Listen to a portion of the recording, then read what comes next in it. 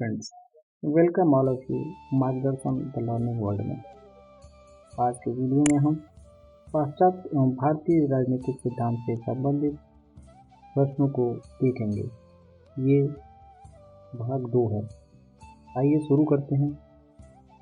पहला क्वेश्चन, अंतर्राष्ट्रीय राजनीति में यथार्थवादियों को तामस पुत्र और आदर्शवादियों को प्रकाश पुत्र की संज्ञा किसने दी? तो रोनाल्ड नेबूर ने अंतर्राष्ट्रीय राजनीति में यथार्थवादियों को तामस पुत्र और आदर्शवादियों को प्रकाश पुत्र की संज्ञा दी है, क्योंकि वे मानते हैं कि प्रकाश की संतान वे लोग हैं जो स्वहित को अधिक सार्वभौमिक नियमों के अधीन रखना चाहते हैं और विश्व कल्याण के साथ स्वहित का मेल बैठाना चाहते हैं। दूसरी ओर अंधकार की संतान वे लोग हैं जो संकल्प और हित के अलावा कोई नियम नहीं जानते हैं। इस आधार पर नाइवर ने यथार्थवादियों को अंधकार की संतान यानी दुष्ट बदमाश और प्रकाश की संतान यानी पुण्यात्मा आदर्शवादियों को माना। नेक्स्ट,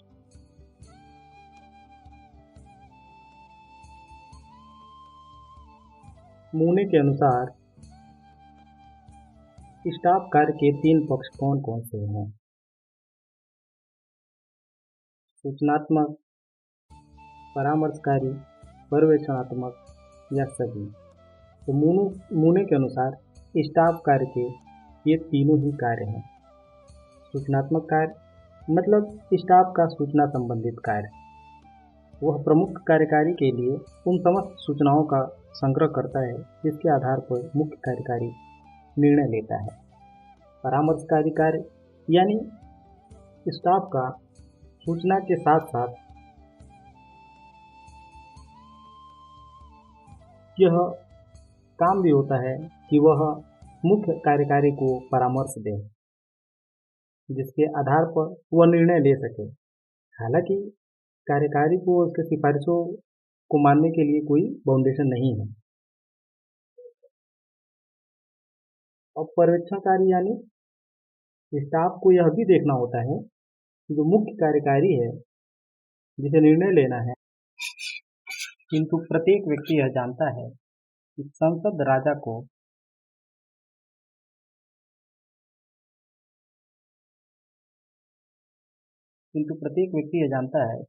राजा को आस्तीनवादी अर्थ में प्रभु सत्ता संपन्न संस्था समझना असंगत है। यह किसका कथन है? तो लास्की का यह कथन है कि प्रत्येक व्यक्ति जानता है कि संसद राजा को आस्तीनवादी अर्थ में प्रभु सत्ता संपन्न समझना असंगत है। नेक्स्ट, मार्टिन कैप्लान ने अंतर्राष्ट्रीय राज्य व्यवस्था के अंतर्गत किस प्रतिमान की कल्पना नहीं की? शक्ति संतुलन की व्यवस्था, उत्तर परमाणु मॉडल, शिथिल द्विध्रुवीय व्यवस्था या दृढ़ द्विध्रुवी व्यवस्था। तो अंतर्राष्ट्रीय व्यवस्था को समझने के लिए मार्टिन कैप्लान ने system and process in international politics नाम की अपने रचना में विश्व राजनीति की संरचनात्मक विश्लेषण करने का प्रयास किया और अंतर्राष्ट्रीय व्यवहार के 6 मॉडल प्रस्तुत किए थे, जिसमें उत्तर मॉडल युद्ध नहीं था। 6 मॉडल इस प्रकार हैं: शक्ति संतुलन व्यवस्था, ढीली द्विध्रुवी व्यवस्था, कठोर द्विध्रुवी व्यवस्था, सार्वभौमिक व्यवस्था, पद सोपानी व्यवस्था और छठा इकाई निषेधाधिकार व्यवस्था। नेक्स्ट,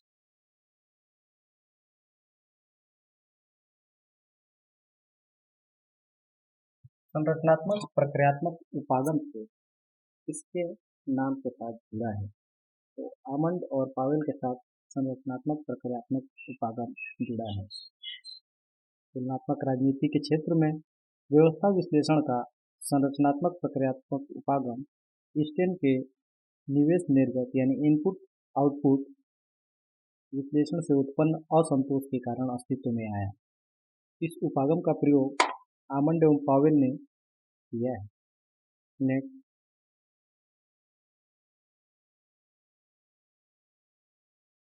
संरचनात्मक उपागम सिद्धांत का प्रतिपादन गैब्रियल आमंड ने किया है।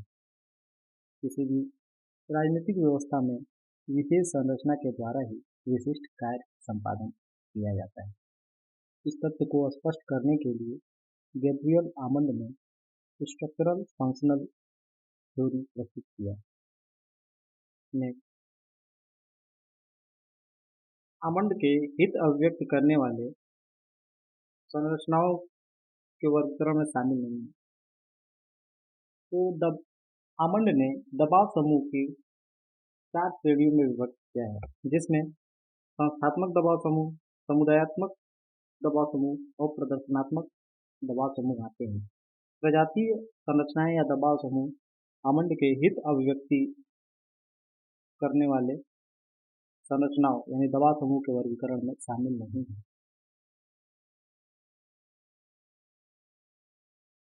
नेक्स्ट,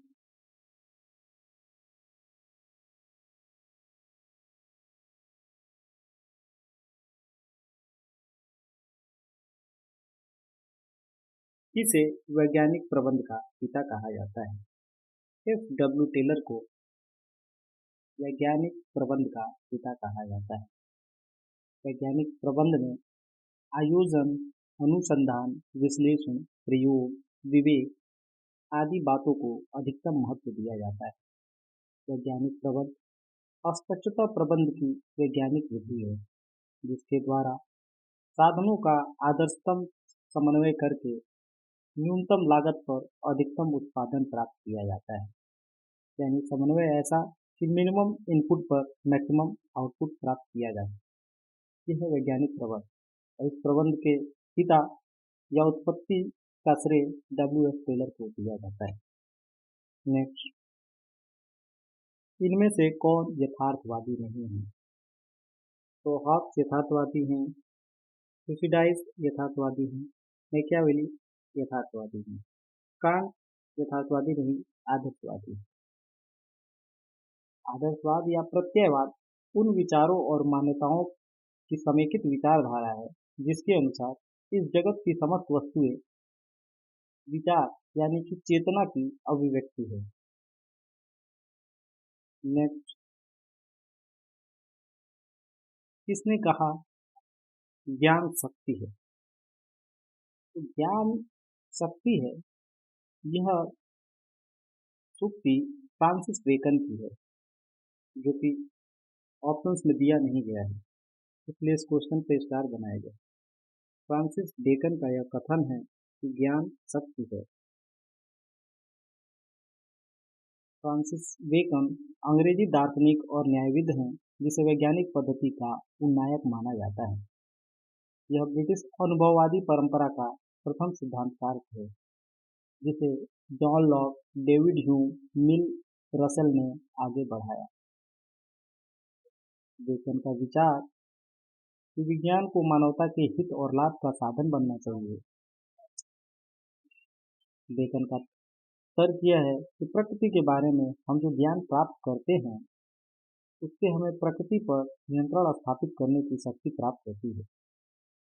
इसी विचार को बेकन ने ज्ञान ही शक्ति है सूक्त के रूप में व्यक्त किया। नेक्स्ट,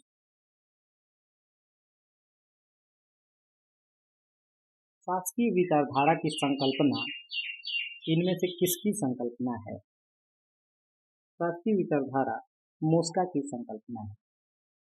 मोस्का एक अभिजनवादी विचारक हैं। वो अपनी चर्चित कृति द रूलिंग क्लास में बताते हैं कि सब समाजों में दो वर्ग पाए जाते हैं, एक शासक वर्ग होता है और दूसरा शासित वर्ग। समाज के इस विभाजन को विशिष्ट वर्गवाद यानी अभिजनवाद की संज्ञा दी जाती है। मोस्का ने तर्क दिया कि शासन प्रणाली में परिवर्तित होने पर राजनीतिक प्रणाली की बुनियादी प्रकृति में बदलाव नहीं आता है। अतः लोकतंत्र को अपना लेने पर भी बहुमत का शासन अस्तित्व में नहीं आता है, बल्कि इसमें अल्पमत के शासन को कायम रखने के गूढ़ तरीके अपनाए जाते हैं। इसने लोकतंत्र में स्वतंत्र चुनाव की व्यवस्था को झूठी परिकल्पना कहा। में किस एक सिद्धांतवादी ने कहा कि मैं समस्त मानव जाति की एक सामान्य प्रवृत्ति एक के बाद दूसरी शक्ति प्राप्त करने की शाश्वत व अनवरत अभिलाषा को प्रस्तुत करता हूँ, जो केवल मृत्यु के साथ ही समाप्त होती है। यह कथन हाब्स का है। आप मानो सेबाइन कहता है कि आंग्ल भाषा भाषी जातियों ने जितने भी राजनीतिक दार्शनिकों को जन्म दिया है, उसमें कदाचित महानतम लेखक है। तो सेबाइन ये हाब्स के बारे में कहते हैं कि हाब्स आंग्ल भाषा भाषी जातियों में जितने भी राजनीतिक दार्शनिकों को जन्म दिया है, उनमें हाब्स कदाचित महानतम लेखक है। यह स्पष्ट है, व्यक्तिवादी है, जो हाब्स के दर्शन को उस युग का सर्वाधिक क्रांतिकारी दर्शन बनाता है। नेक्स्ट,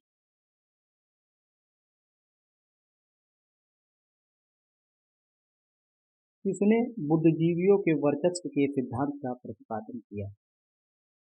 तो ग्रामसी ने बुद्धिजीवियों के वर्चस्व के सिद्धांत का प्रतिपादन किया।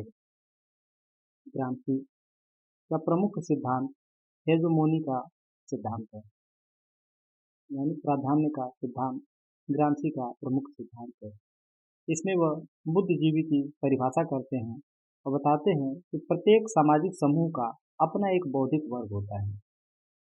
प्रगतिशील बौद्धिक वर्ग के पास आकर्षण की शक्ति होती है, जिसके द्वारा वे समाज के अन्य बौद्धिक समूहों पर प्रधानता स्थापित कर सभी बौद्धिक लोगों में एकजुटता प्राप्त कर लेते हैं। नेक्स्ट,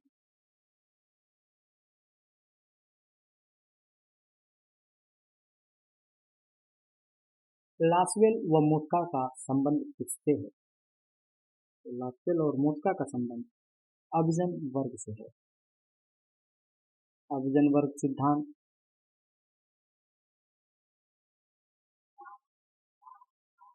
लासवेल के अनुसार राजनीति का सरोकार शक्ति को संवारने और मिल बांट कर प्रयोग करने से है। इस प्रक्रिया में समाज का एक छोटा सा वर्ग ही ज्यादा सक्रिय रहता है। मोस्का अपनी कृति द रूलिंग क्लास में शासक और शासित के भेद करते हुए कहते हैं कि शासक वर्ग धन संपदा शक्ति और शक्ति और सम्मान से संपन्न होता है, उसे अपने स्थान से हटाना मुश्किल है। नेक्स्ट,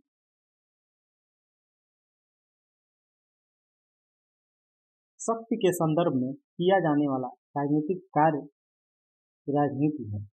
यह परिभाषा है लासवेल की। अगर विषय वस्तु के रूप में शक्ति की संकल्पना को हम देखें, तो यह उतनी ही पुरानी है जितनी खुद राजनीति विज्ञान। परंतु अध्ययन की विषय वस्तु के रूप में शक्ति की अवधारणा, शक्ति की संकल्पना आधुनिक युग की देन है। अमेरिका में व्यवहारवाद के जन्मदाता चार्ल्स मेरियम ने राजनीति में शक्ति को अध्ययन का केंद्र बनाया। इसके पश्चात हेराल्ड लासवेल ने अपनी रचना Politics Who Gets What When and Why में हाउ में शक्ति के अध्ययन को केंद्र बनाया और कहा, शक्ति के संदर्भ में किया जाने वाला राजनीतिक कार्य ही राजनीति है। नेक्स्ट,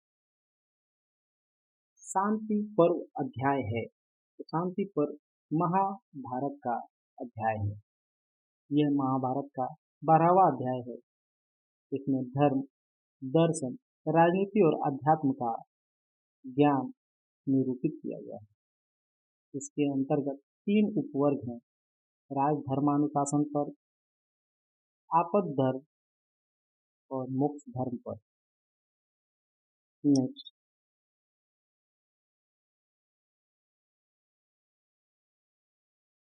शांति पर्व के मंत्रिमंडल में मंत्रियों की संख्या अनिश्चित है। नेक्स्ट, मनुस्मृति में कितने अध्याय हैं? मनुस्मृति में टोटल 12 अध्याय हैं। इसकी रचना का काल जो है 300 ईसा पूर्व से 200 ईसा पूर्व तक माना जाता है। इसमें तत्कालीन समाज, धर्म, राजनीतिक व्यवस्था का वर्णन किया गया है। साथ ही उसमें सदाचार, धर्मोपदेश तथा वर्णाश्रम पद्धति का विस्तृत विवरण दिया गया है। मनुस्मृति में राज्य का स्वरूप है कैसा? मनुस्मृति में राज्य का सावेगी स्वरूप है। इसमें बताया गया है कि राज्य 7 अंगों से मिलकर बना है, जिसको हम एक शॉर्ट ट्रिक अस्मि पूरा कोदमी से याद रख सकते हैं। जिसमें केवल अस्मि, अ मतलब आमत्व, स मतलब स्वामी, पूर्व में जो पू है वो पूर्व, और रा पूरा, पूर्व और रा, को से कोश, द से दंड और मी से मित्र, यानी अस्मि पूरा कोदमी। ये जो सप्तांग राज्य का सिद्धांत है, उसमें 7 अंग कौन कौन से हैं उसको याद रखने का शॉर्ट ट्रिक है अस्मि पूरा कोदमी।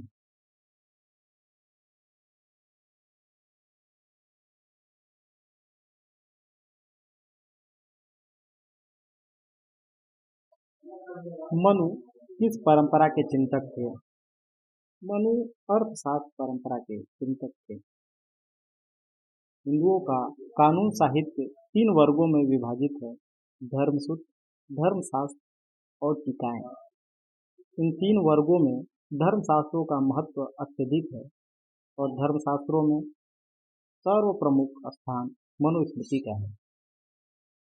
मनु धर्मशास्त्री परंपरा के चिंतक थे। नेक्स्ट,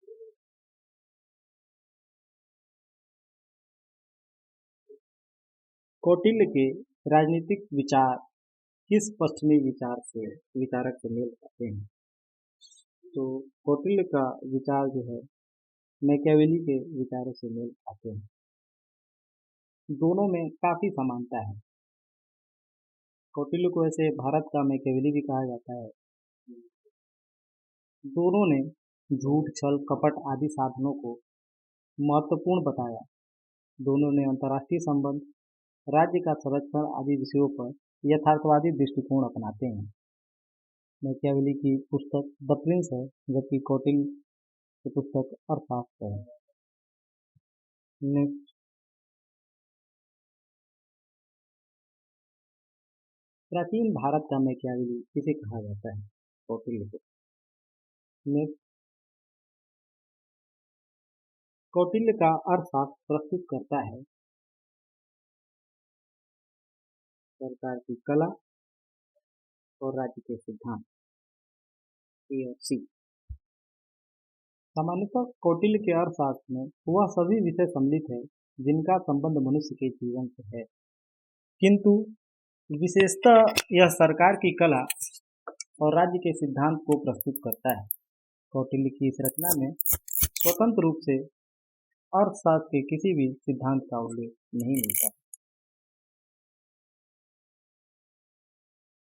नेक्स्ट, कौटिल्य के अर्थशास्त्र में अधिकरण है। कौटिल्य के अर्थशास्त्र में टोटल 15 अधिकरण हैं, जो गद्य और पद्य दोनों ही रूपों में लिखे गए हैं। 150 अध्याय, 180 प्रकरण।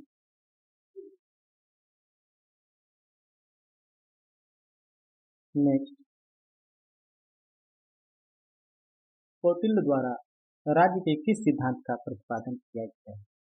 तो कौटिल्य ने राज्य का सप्तांग सिद्धांत। कौटिल्य के लिए स्वामी का अर्थ है राजा।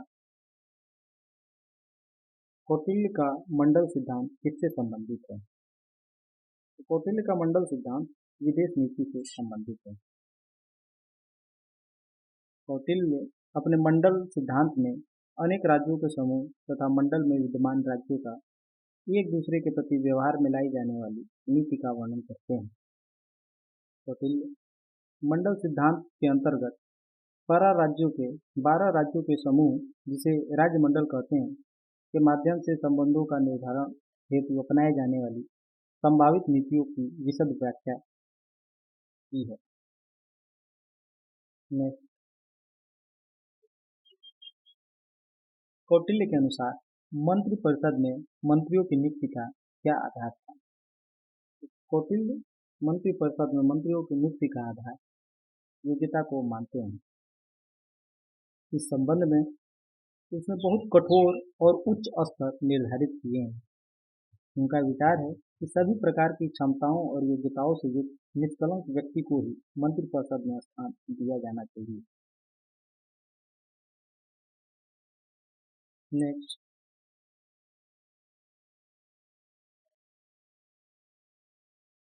कौन सी विधा कौटिल्य द्वारा सुनिश्चित मूल विधाओं में सम्मिलित नहीं है?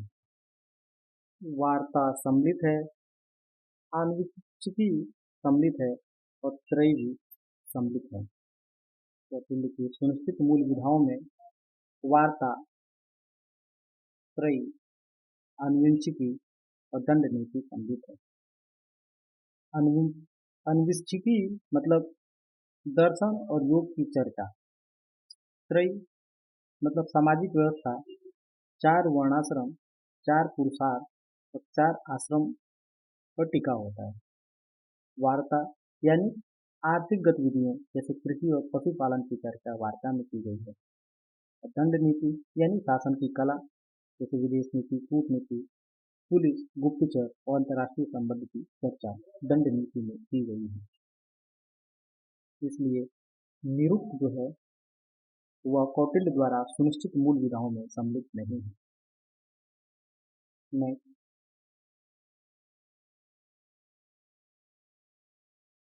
किसने माना कि कौटिल्य का मंडल सिद्धांत शक्ति संतुलन पर आधारित है? ये एस एल्टेकर का मानना है। कौटिल्य का मंडल सिद्धांत शक्ति संतुलन के सिद्धांत पर आधारित है। एल्टेकर कहते हैं कि कौटिल्य यह जानते थे कि युद्धों को पूर्ण रूप से समाप्त नहीं किया जा सकता है, अतः उन्होंने इनके खतरों को कम करने के लिए एक ऐसे सिद्धांत का समर्थन किया जिसके अनुसार देश में विद्यमान अनेक छोटे बड़े राज्यों में शक्ति का विवेकपूर्ण संतुलन बना रह सके और युद्ध न हो। नेक्स्ट, कौटिल्य के अनुसार कौन सा राज्य का अंग नहीं है? स्वामी, अमात्य, मित्र और सेना। तो सेना राज्य का अंग नहीं है। कौटिल्य के अनुसार सेना राज्य का अंग नहीं है। कौटिल्य अपने शब्दांश सिद्धांत में सेना शब्दावली का उपयोग नहीं करते हैं, क्योंकि इस प्रश्न में भ्रम उत्पन्न होता है। जैसा कि राज्य के अंग के रूप में दंड शब्द मिलता है और इस शब्द से सेना का पर्याय माना जाता है, अतः यह प्रश्न ही गलत है एक प्रकार से कहा जाए तो। परंतु इस प्रकार के प्रश्नों का उत्तर तथ्य के आधार पर देना चाहिए, भाव के आधार पर नहीं। आयोग ने इस प्रश्न को मूल्यांकन से ही बाहर कर दिया था, क्योंकि अगर प्रथम दृष्टया देखें तो ये राज्य के तो चारों ही अंग हैं, लेकिन वो सेना शब्दावली यूज न करके दंड यूज करते हैं। नेक्स्ट,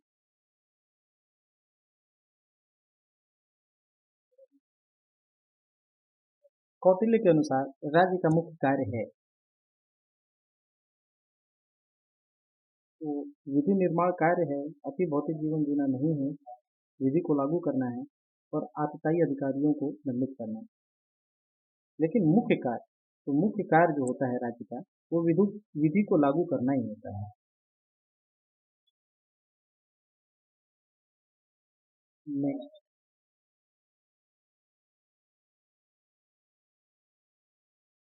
पश्चिमी राजनीतिक विचारकों में कौटिल्य की तुलना किससे की गई है? कौटिल्य की तुलना यदा कदा मैकियावेली से की गई।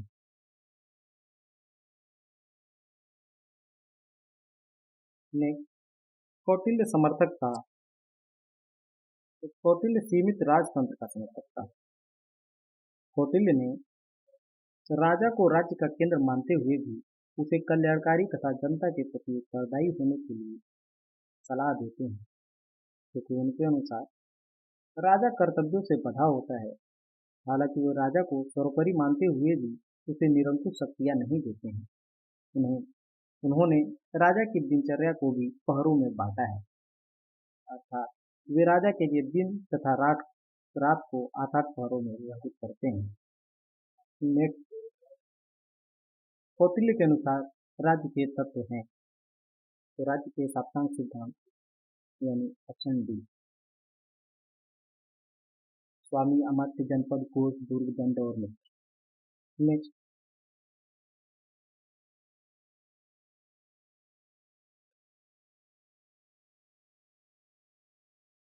कौटिल्य के लिए स्वामी का अर्थ राजा होता है।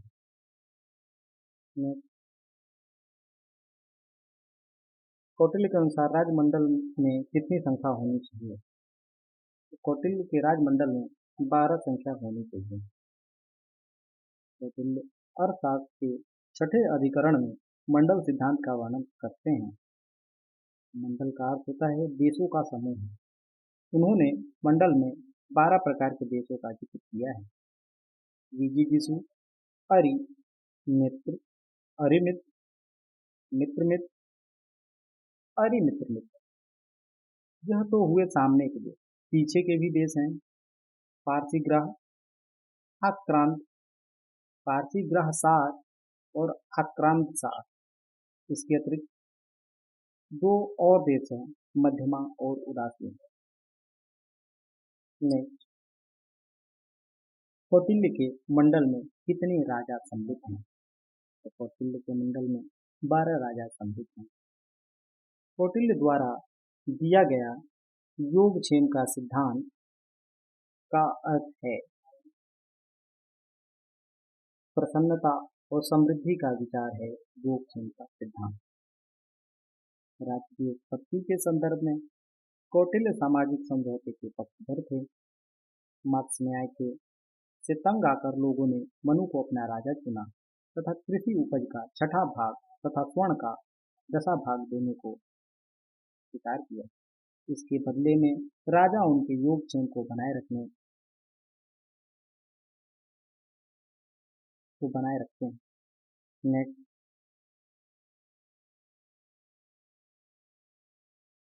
कानून उच्चतर द्वारा निम्नतर को दिया जाने वाला आदेश है।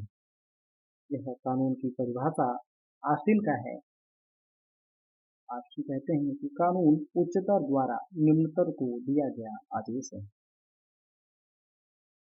नेक्स्ट,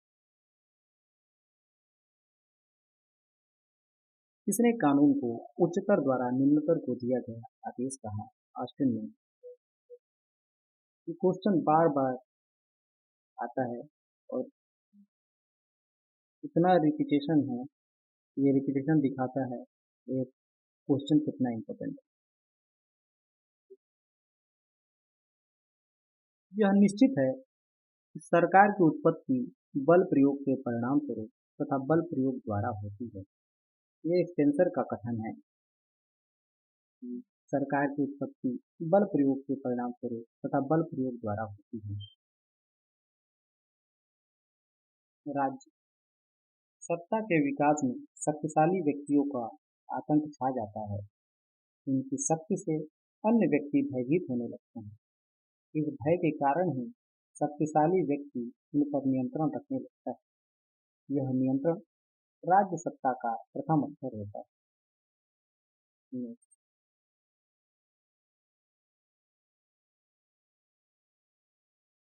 किसको कानून के समादेश यानी कमांड थ्योरी ऑफ लॉ का उन्नायक कहा जाता है?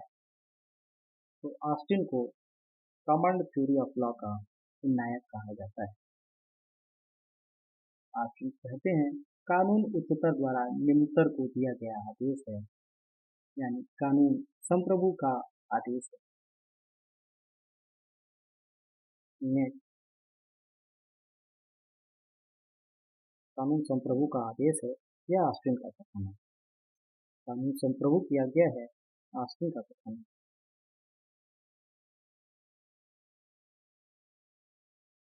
नेक्स्ट, यह विचार किस विचारक का है कि युद्ध हितकर है क्योंकि इससे देश प्रेम और राज्यभक्ति की भावना उठती है।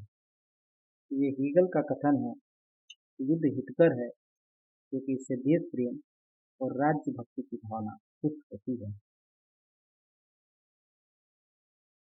हीगल युद्ध का समर्थन करते हैं। वह युद्ध को एक साधन मानते हैं जिसका अनुपालन कर राज्य अपनी आवश्यकताओं की पूर्ति कर सकते हैं तथा अन्य देशों से अपनी मांग मनवा सकते हैं। हीगल कहते हैं युद्ध हितकर है। नेक्स्ट, अधिकार कानूनों का तथा केवल कानूनों का फल है। बिना कानूनों के कोई अधिकार नहीं और कानूनों के खिलाफ कोई अधिकार नहीं तथा कानूनों से पहले कोई अधिकार नहीं। यह कथन विधिवादी बेंथम का है। नेक्स्ट, बेंथम के अनुसार विधि का लक्ष्य होना चाहिए अधिकतम व्यक्तियों का अधिकतम सुख। ऑप्शन ए, विधि का लक्ष्य होना चाहिए अधिकतम व्यक्तियों का अधिकतम सुख। नेक्स्ट,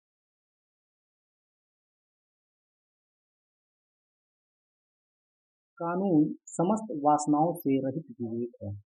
यह ईश्वर तथा विवेक की विशुद्ध वाणी है। यह अरस्तु का कथन है कि कानून समस्त वासनाओं से रहित विवेक है। डिस्टिल्ड रीजन बोलते हैं कानून को अरस्तु ने। अधिकतम व्यक्तियों के अधिकतम सुख का सिद्धांत बेंथम ने प्रतिपादित किया। कथनों पर विचार करना है और सही कथन का पहचान करना है। पहला कथन है, बेंथम का मानना था कि मनुष्य उपयोगिता की अधिकाधिक वृद्धि करते हैं। सही बात है। दूसरा कथन है, बेंथम महिलाओं के मताधिकार का पुरजोर समर्थन करते थे। नहीं, बेंथम महिलाओं के अधिकारों का समर्थन नहीं करते थे। तीसरा कथन है, दार्शनिक उग्रवादी बेंथम के अनुयायी थे। तो ये भी सही है कि दार्शनिक उग्रवादी बेंथम के अनुयायी हैं। इस प्रकार ऑप्शन बी केवल 1 और 3 सही है। नेक्स्ट, विधि के शासन की आधुनिक संकल्पना को निरूपित करने का श्रेय जाता है एवी डाइसी को। एवी डाइसी को विधि के शासन की आधुनिक संकल्पना को निरूपित करने का श्रेय जाता है।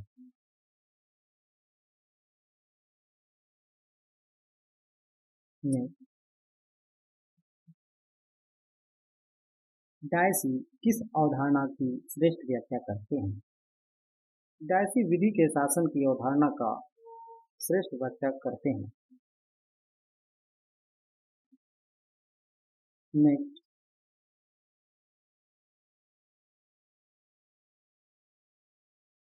व्यक्ति के शासन की अपेक्षा विधि का शासन अधिक अच्छा होता है। यह कथन है अरस्तु का। अरस्तु कहते हैं कि व्यक्ति के शासन की अपेक्षा विधि का शासन अच्छा होता है क्योंकि विधि ऐसा विवेक है जिस पर व्यक्ति की इच्छा का प्रभाव नहीं पड़ता है। नेक्स्ट, मॉन्टेस्क्यू ने किस संस्था की व्याख्या करने में त्रुटि की? मॉन्टेस्क्यू ब्रिटिश संसदीय व्यवस्था की व्याख्या करने में त्रुटि करते हैं। मॉन्टेस्क्यू का मानना है कि इंग्लैंड का संविधान शक्तियों के पृथक्करण के सिद्धांत पर आधारित है, जबकि शक्तियों का पृथक्करण इंग्लैंड के अलिखित संविधान की विशेषता नहीं है। Next, विधि के शासन व्याख्यांश में प्रयुक्त विधि पद का अभिप्राय है मानव स्थापित विधि। विधि के शासन में विधि का अभिप्राय मानव स्थापित विधि से है। इस सिद्धांत के अनुसार प्रत्येक व्यक्ति, चाहे उसकी अवस्था या पद जो कुछ भी हो, देश की सामान्य विधियों के अधीन और साधारण न्यायालयों की अधिकारिता के क्षेत्र के भीतर होता है। Next, कौन विधि के शासन के निकटतम संबंधित है। तो संविधानवाद विधि के शासन से निकटतम संबंधित है, क्योंकि संविधानवाद का भी संबंध नियंत्रण की उस प्रणाली से है जिसमें व्यक्ति की स्वतंत्रता के लिए उचित वातावरण मिल सके। नेक्स्ट,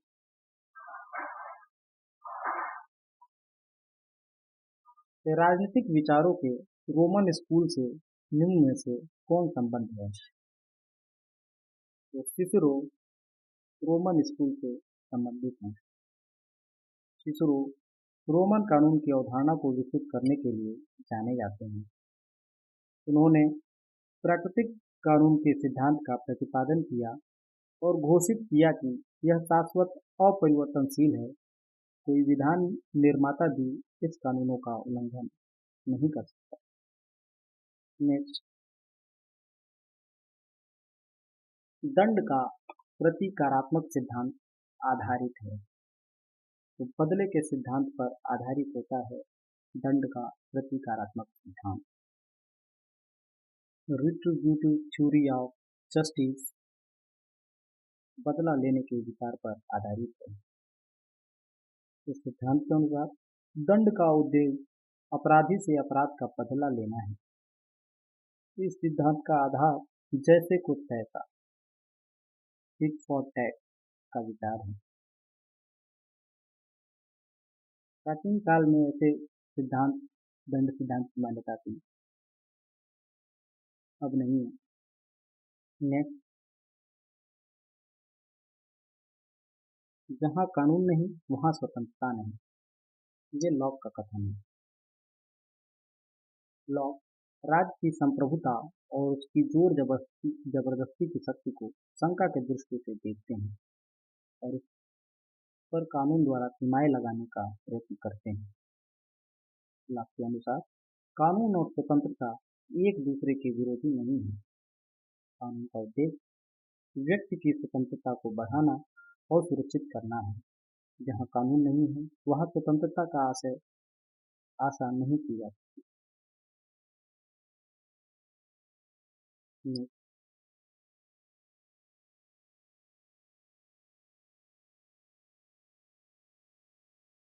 जहाँ कानून नहीं वहाँ स्वतंत्रता नहीं, लॉक का कथन है। ये भी सेम क्वेश्चन रिपीट हो रहा है। जहाँ कानून नहीं वहाँ स्वतंत्रता नहीं, लॉक का कथन है। कानून सामाजिक आचरण का नियमन करने वाले नियमों का समूह है। यह परिभाषा है डिग्री की। कानून सामाजिक आचरण का नियमन करने वाले नियमों का समूह है, यह डिग्री का कथन है।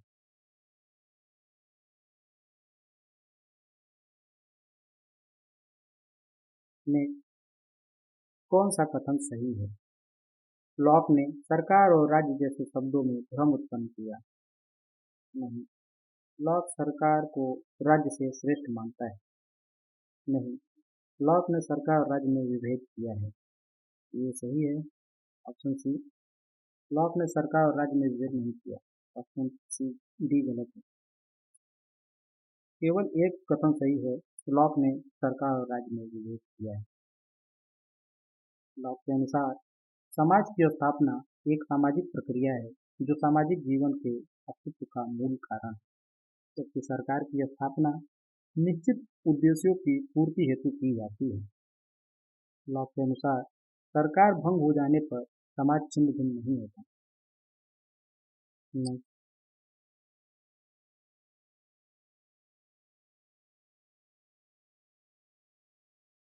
किसने यह विचार दिया कि राज्य विधि का नहीं वरन विधि राज्य का निर्माण करती है? तो क्रैब का मानना है कि राज्य विधि का नहीं वरन विधि राज्य का निर्माण करती है।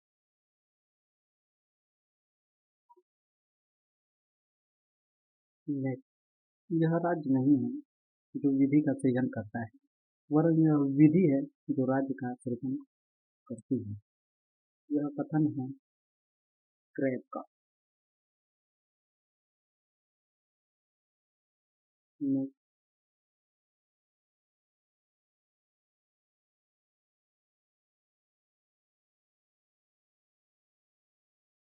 कानून राज्य का पूर्ववर्ती है और राज्य के ऊपर है। यह कथन है लियो डुगविट का कि कानून राज्य का पूर्ववर्ती है और राज्य से ऊपर है। डुगविट एक बहुलवादी विचारक हैं और बहुलवादियों के अनुसार कानून राज्य से स्वतंत्र और उच्च होते हैं।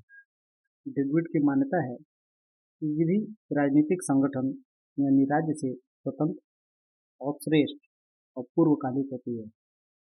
विधि राज्य को सीमित करती है जबकि राज्य विधि को सीमित नहीं करते। नेक्स्ट,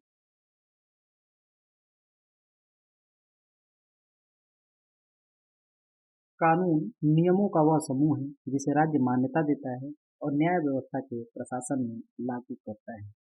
यह कानून की परिभाषा सामंड द्वारा दी गई है कि कानून नियमों का वह समूह है जिसे राज्य मान्यता देता है और न्याय व्यवस्था के प्रशासन में लागू करता है।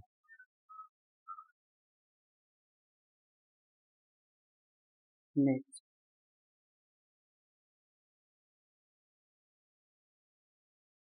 आधुनिक युग में पुलिस राज्य की अवधारणा पुरानी पड़ गई है। इसका क्या कारण है? राष्ट्रीय प्रभुसत्ता संपन्न राज्य का उदय, धर्मतंत्रात्मक राज्य का उदय, धर्मनिरपेक्ष राज्य का उदय या फिर कल्याणकारी राज्य का उदय।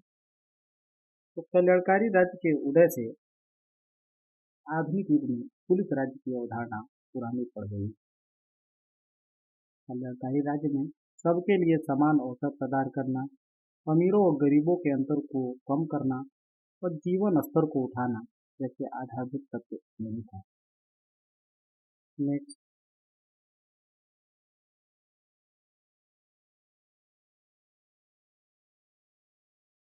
प्लेटो ने इस पुस्तक में मिश्रित संविधान की अवधारणा का उल्लेख किया है।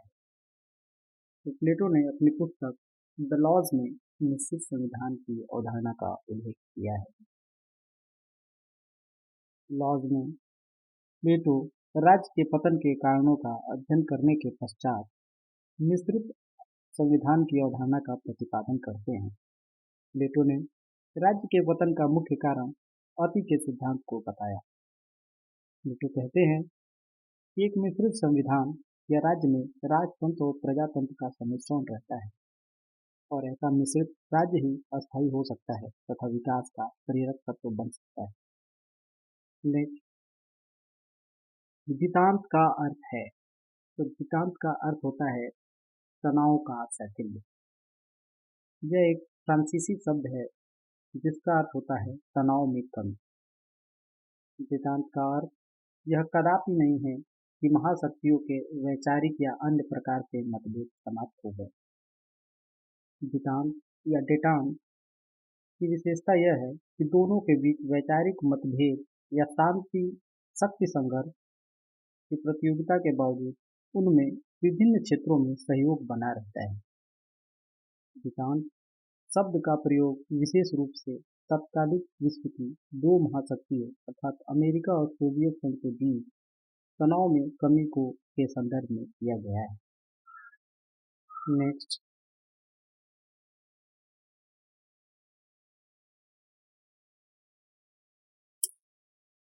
कौन सा तत्व राजनीतिक दलों का नहीं है? संगठन, मौलिक सिद्धांतों से असहमति, संवैधानिक पद्धति या राष्ट्रीय हित।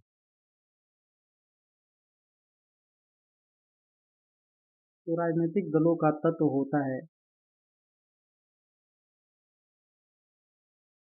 नहीं है मौलिक सिद्धांतों से असहमति। तो राजनीतिक दल में संगठन होता है, संवैधानिक पद्धति होती है, राष्ट्रीय हित होता है। लेकिन मौलिक सिद्धांतों पे वो सहमत होते हैं, किसी मौलिक सिद्धांत पे असहमत नहीं होते। नेक्स्ट,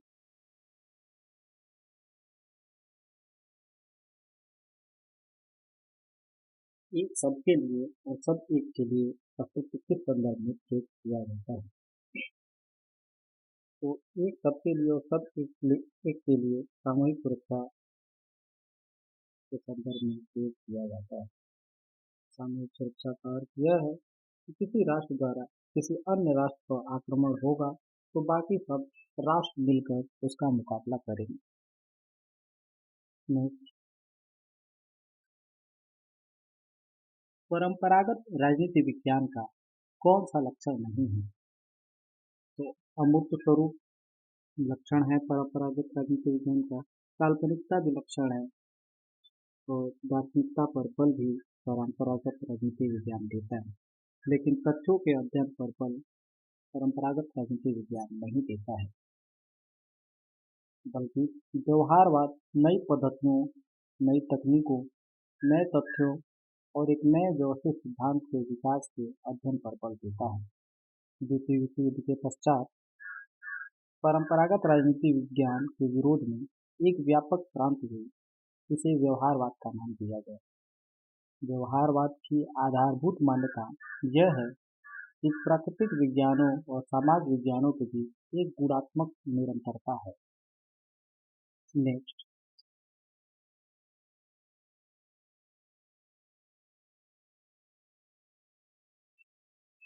प्रभाव की एक विशेषता नहीं है। क्या प्रभाव की एक विशेषता नहीं है? तो प्रभाव को देखा नहीं जा सकता, उसे महसूस किया जा सकता है। इसमें भी संबंध होता है। तो प्रभाव की विशेषता उसे देखा नहीं जा सकता, उसे सिर्फ महसूस किया जा सकता है। लास्वेल और कापलान जैसे विचारक शक्ति और प्रभाव को समानार्थक मानते हैं। नेक्स्ट,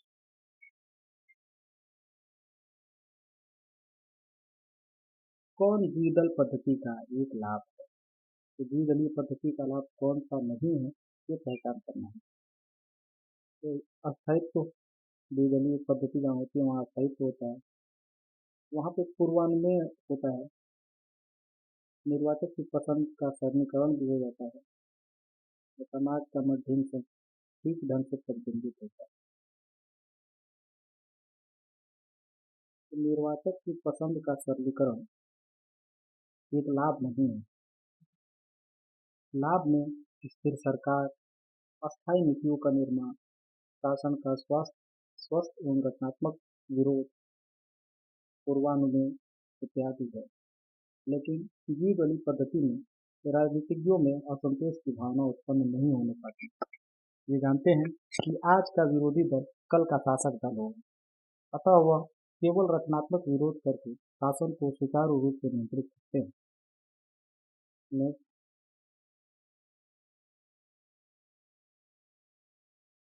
किसने कहा कि राष्ट्र दैविक आदर्श की अभिव्यक्ति और उसका राष्ट्रोद्घाटन है? तो श्री अरबिंदो का यह कथन है कि राष्ट्र दैविक आदर्श की अभिव्यक्ति एवं उसका रहस्योद्घाटन है। अरविंद घोष राष्ट्रवाद एवं मानवीय एकता से ओतप्रोत एक राष्ट्रभक्त थे। इनका विचार गर्म दलीय नेता तिलक, लाला लाजपत राय, केलकर इत्यादि से मेल खाता है। उन्होंने वंदे मातरम में प्रकाशित एक लेख में लिखा कि राष्ट्रवाद राष्ट्र में निहित दैवी एकता का साक्षात्कार करने की उत्कृष्ट अभिलाषा है। नेक्स्ट,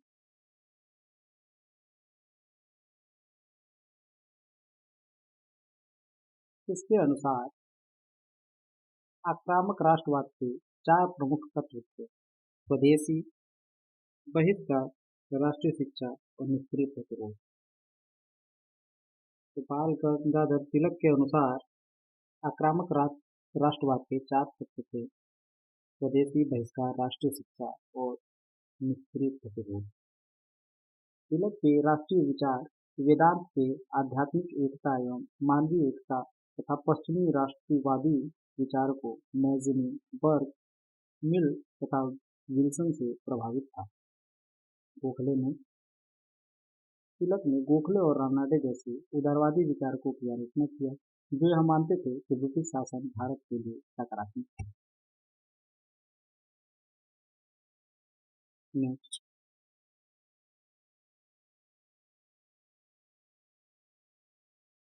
जैसे ही हम ऑस्टिन की रूखी पर वैधानिक धारणा से दूर जाते हैं, वैसे ही हम भ्रम में पड़ जाते हैं। यह लिकाक का कथन है कि जैसे ही हम ऑस्टिन की रूखी पर वैधानिक धारणा से दूर जाते हैं, वैसे ही हम भ्रम में पड़ जाते हैं। संप्रभुता के अनेक रूपों के वर्णन के प्रकरण में उसके वैधानिक तथा राजनीतिक रूपों की तुलना में वैधानिक संप्रभुता के समर्थन में लिकाक ने यह वक्तव्य दिया था। एक बात जो बिल्कुल साफ है वह यह कि संप्रभुता ही कानूनी है जो एक वकील और न्यायाधीश द्वारा मान्य है। एक सुव्यवस्थित राज्य के लिए जरूरी है कि उसमें वैधानिक संप्रभु ही सर्वोच्च सत्ता हो जिसकी आज्ञाएं अधिकांश नागरिक स्वभावतः मानते हैं। लीकॉक से ही मिलता जुलता कथन गेटल का भी है।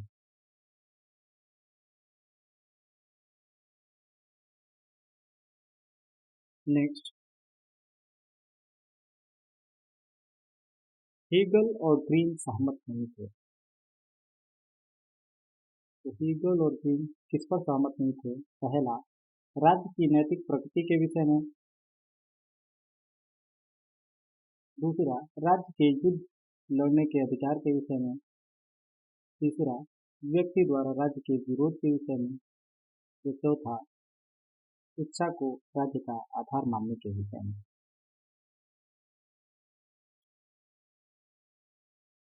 ऑप्शन 2 और 3 पर ग्रीन सहमत नहीं है, ग्रीन हीगल से, परंतु ये नैतिक प्रकृति के विषय में राज्य के और राज्य को इच्छा को राज्य का आधार मानने के विषय में सहमत होते हैं।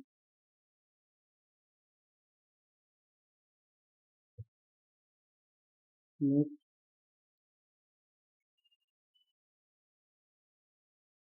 किसने इस नियम का प्रतिपादन किया है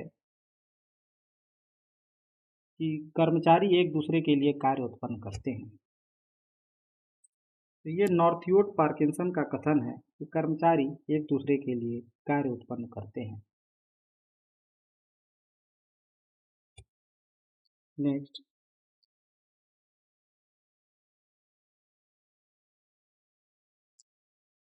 केसी वियर द्वारा प्रतिपादित व्यवस्थापिकाओं के ह्रास का अर्थ है। ऑप्शन, यह उनकी कानूनी शक्ति में कमी है। दूसरा, उनकी प्रतिष्ठा एवं स्थिति में अवनति है। तीसरा, दूसरी संस्थाओं की बढ़ती हुई शक्तियों की तुलना में उनकी स्थिति में उतार है। ऑप्शन सी सही है। व्यवस्थापिकाओं का ह्रास केसी वियर के द्वारा यह मान्यता है कि दूसरी संस्थाओं की बढ़ती हुई शक्तियों की तुलना में उनकी स्थिति में उतार हुआ है। नेक्स्ट,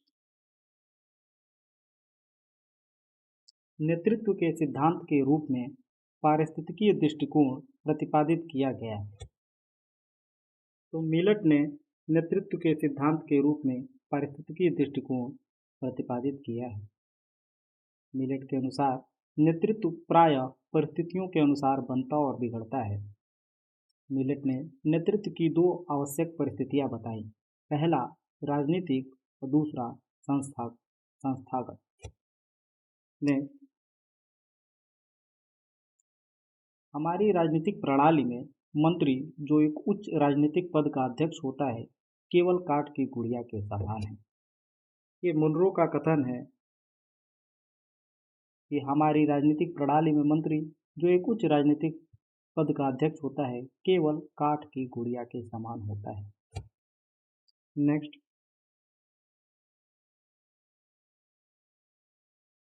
50 वर्षों के मतभेद एवं एक दशक की अनिश्चितता के बाद दो पुराने शत्रु अब साझेदार बन गए हैं। यह किसने कहा? तो ये जॉर्ज डब्ल्यू बुश ने कहा कि 50 वर्षों के मतभेद एवं एक दशक की अनिश्चितता के बाद दो पुराने शत्रु अब साझेदार बन गए हैं। ये कथन बुश ने सन 2002 में नाटो संगठन के रोम सम्मेलन में कहा था। इस सम्मेलन में एक नाटो रूस संयुक्त परिषद का निर्माण किया गया जो रूस एवं नाटो के मध्य संयुक्त परियोजनाओं तथा सुरक्षा मुद्दों को क्रियान्वित करने का प्रमुख राजनयिक उपकरण है।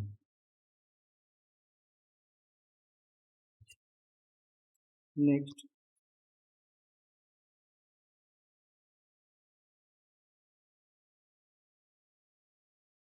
युद्ध की स्थिति राज्य के व्यक्तित्व की सर्वशक्तिमत्ता को प्रकट करती है।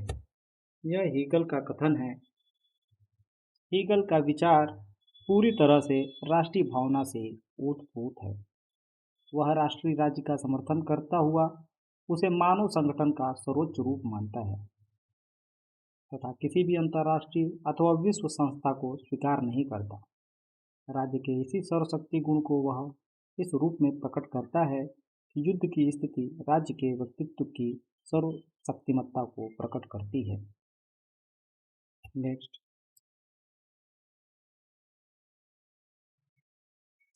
असंलग्नता को अनैतिक कहा किसने? जॉन फोस्टर डलेस ने असंलग्नता को अनैतिक कहा था। ये एक पूर्व अमेरिकी विदेश सचिव थे जो 1953 से 1959 तक राष्ट्रपति आइजनहावर के सचिव के रूप में कार्य किया था।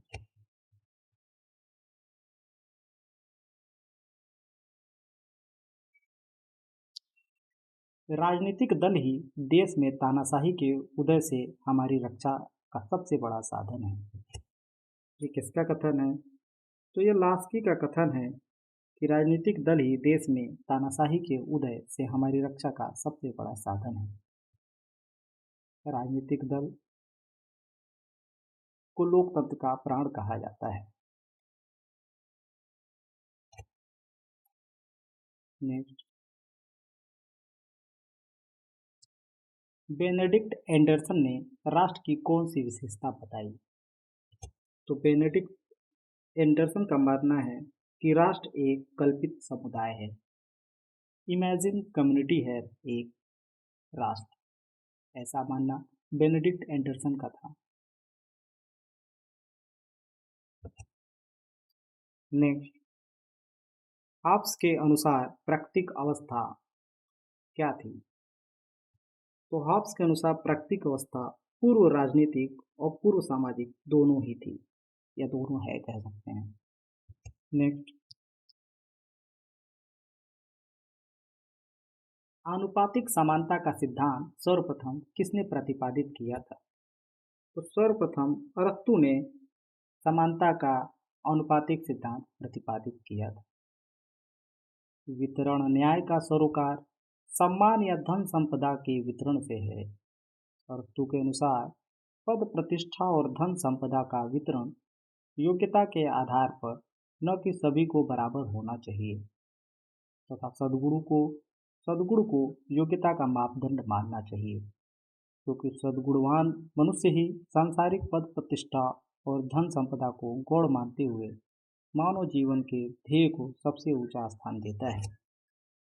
नेक्स्ट,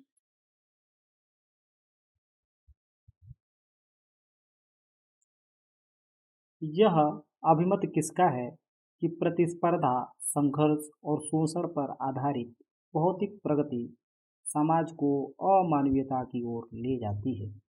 तो ये मार्क्स का कथन है, यह मार्क्स का मानना है कि प्रतिस्पर्धा, संघर्ष और शोषण पर आधारित भौतिक प्रगति समाज को अमानवीकरण की ओर ले जाती है। नेक्स्ट,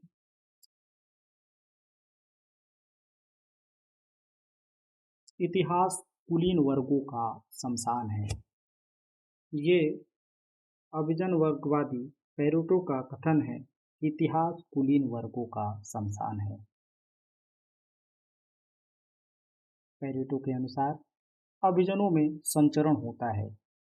कोई भी राजनीतिक अभिजन अस्थायी नहीं होता।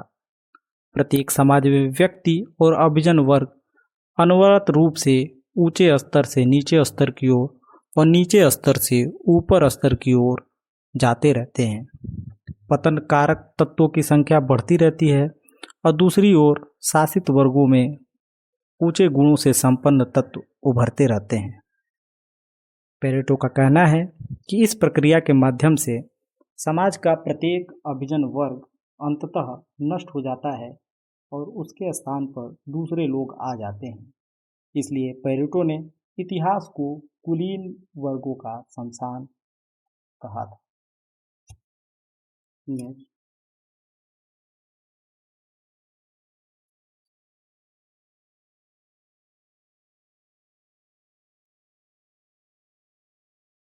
राजनीतिक यथार्थवाद के प्रमुख प्रवक्ता के रूप में किस विचारक को जाना जाता है?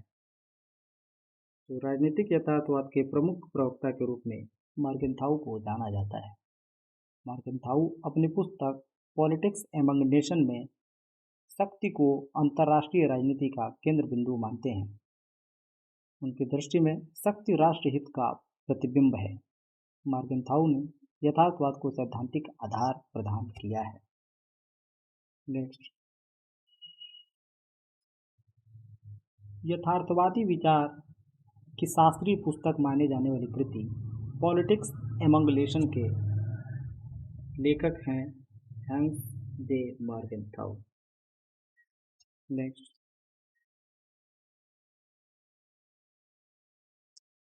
बहुलवाद का समर्थन किस विचारक ने किया? तो लास्की बहुलवाद का समर्थक हैं।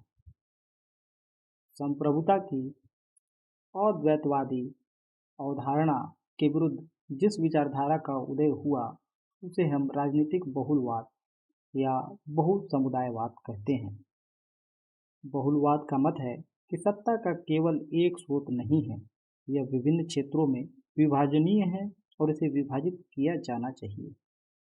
गियर के, मेटलैंड, फिगिस, डिग्विट, क्रैब, जीडीएच कोल और हेराल्ड लास्की प्रमुख बहुलवादी विचारक हैं। नेक्स्ट, इनमें से किसने बहुलवाद का समर्थन नहीं किया है? तो वेब, लिंडसे, क्रैब बहुलवादी है, हीगल आदर्शवादी है। इसलिए हीगल बहुलवाद का समर्थन नहीं करते। राज्य को ईश्वर की असीम सत्ता की श्रेणी में प्रतिष्ठित करते हुए हीगल जैसे आदर्शवादी ने कहा कि राज्य पृथ्वी पर ईश्वर की अवधारणा है।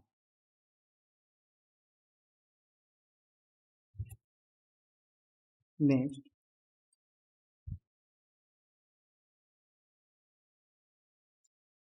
कर्तव्यों के उचित क्रम निर्धारण का नाम नागरिकता है।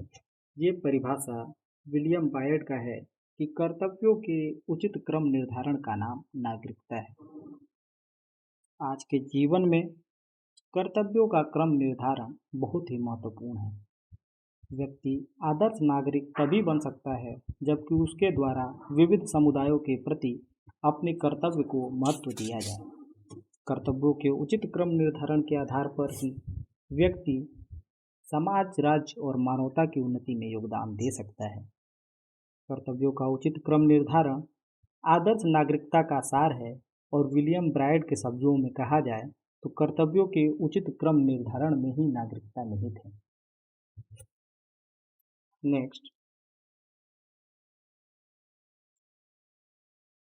सभ्य समाज राजनीतिक चिंतन में एक केंद्रीय अवधारणा नहीं है।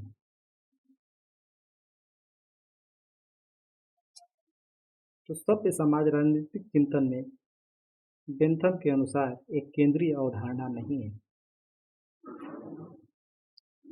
नेक्स्ट, सूची 1 का सूची 2 से मिलान करना है। कार्ल मार्क्स, तो कार्ल मार्क्स का संबंध वर्ग संघर्ष से है। लोहिया सप्त क्रांति से संबंधित है। जयप्रकाश नारायण समग्र क्रांति से और मिल उपयोगितावाद से। इसलिए ऑप्शन बी सही है। फिर सूची 1 का सूची 2 से मिलान करना है। जेएस मिल, तो जेएस मिल महिला मताधिकार एवं श्रमिक सहकारी संस्था से संबंधित है। हॉब्स सामाजिक समझौतावादी विचारक हैं। मैकियावेली मार्क्स वर्ग संघर्ष से और मैकियावेली सीजेर बोर्गिया का राजशिल्प से संबंधित है। नेक्स्ट, शक्ति भ्रष्ट करती है और असीमित शक्ति असीमित रूप से भ्रष्ट करती है। यह लॉर्ड एक्टन का फेमस कथन है कि शक्ति भ्रष्ट करती है और असीमित शक्ति असीमित रूप से भ्रष्ट करती है। लॉर्ड एक्टन मानते हैं कि शक्ति ही बुराई का जड़ है। कोई राजा या पोप जिसमें शक्ति केंद्रीकृत होती है वहाँ उसका दुरुपयोग करने के लिए प्रेरित होता है। इसी संदर्भ में एक्टन ने कहा कि शक्ति भ्रष्ट करती है।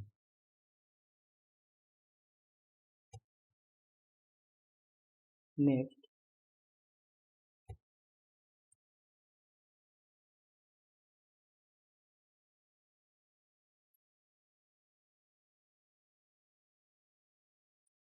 कौन राजनीतिक संस्कृति का संगठक नहीं है?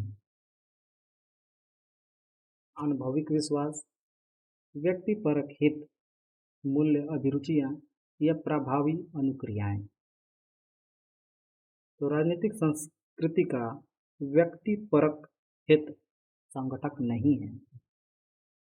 आमंड अपने एक निबंध कंपैरेटिव पॉलिटिकल सिस्टम में राजनीतिक संस्कृति शब्द का उल्लेख करते हैं और राजनीतिक संस्कृति को मोटे तौर पर तीन तत्वों की समूह होती है।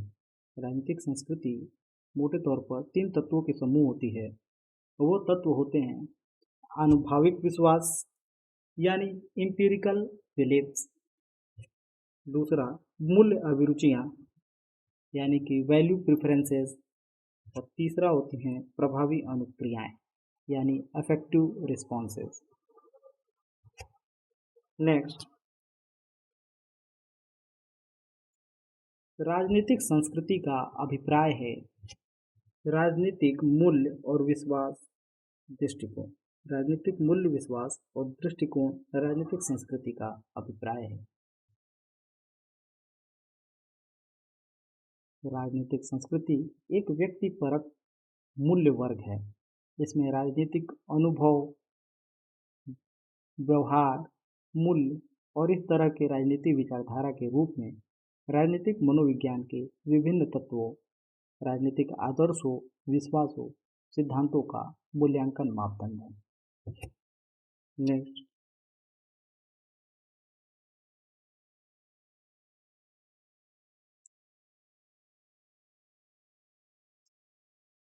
लुसियन पॉय द्वारा चिन्हित राजनीतिक विकास के तीन सामान्य लक्षण हैं: समानता, क्षमता और विशिष्टीकरण।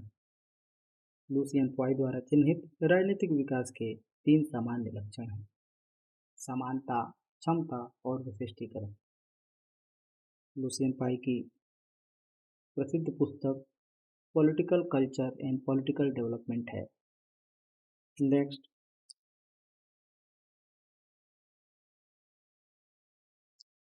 राजनीतिक समाजीकरण के संबंध में कौन सा एक सही है? तो राजनीतिक समाजीकरण एक निरंतर प्रक्रिया है, सही है।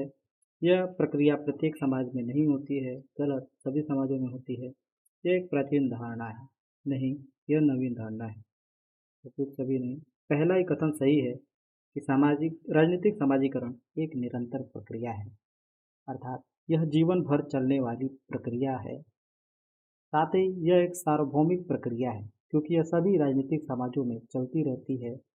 तुलनात्मक राजनीति के अनेक नवीन अवधारणाओं में राजनीतिक समाजीकरण भी एक नवीन अवधारणा है। नेक्स्ट, राजनीतिक व्यवस्था का लक्षण नहीं है। राजनीतिक व्यवस्था के अंग एक दूसरे पर निर्भर होते हैं। राजनीतिक व्यवस्थाओं की सीमा होती है। राजनीतिक व्यवस्था का पर्यावरण होता है। राजनीतिक व्यवस्था का वैध बाध्यकारी शक्ति होती है। राजनीतिक व्यवस्था का लक्षण नहीं है कि वे एक दूसरे पर निर्भर नहीं होते। राजनीतिक व्यवस्था के अंग एक दूसरे पर निर्भर होते हैं, इसलिए ऑप्शन ए सही है।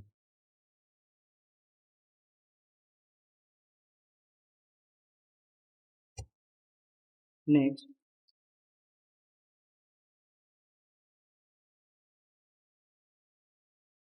डेविड स्टन के इनपुट आउटपुट विश्लेषण के प्रमुख चर क्या हैं? डिमांड, समर्थन, पुनर्निवेश, फीडबैक या उपयुक्त सभी। तो मांग, समर्थन और पुनर्निवेश डेविड के इनपुट आउटपुट विश्लेषण के चर हैं, यानी उपयुक्त सभी सही है। डेविड स्टन ने राजनीतिक व्यवस्था शब्द का व्यापक अर्थों में प्रयोग करते हुए 1953 में अपनी पुस्तक पॉलिटिकल सिस्टम में आगत निर्गत विश्लेषण प्रस्तुत करते हैं। यह राजनीति शास्त्र में व्यवस्था उपागम का प्रथम महत्वपूर्ण प्रस्तुतिकरण था। नेक्स्ट,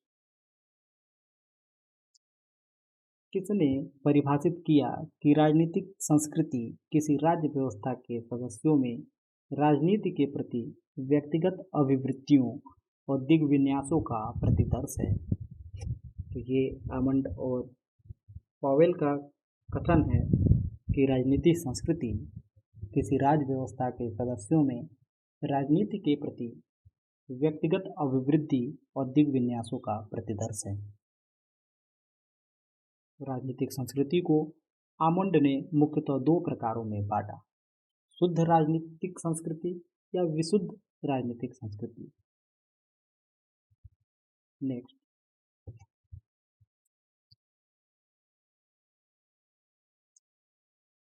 कौन राजनीति विज्ञान में दार्शनिक सिद्धांत का प्रमुख उन्नायक है? तो लियो स्ट्रॉस राजनीति विज्ञान में दार्शनिक सिद्धांत के प्रमुख उन्नायक हैं। लियो स्ट्रॉस ने राजनीतिक सिद्धांत और राजनीतिक दर्शन में भेद बताया है।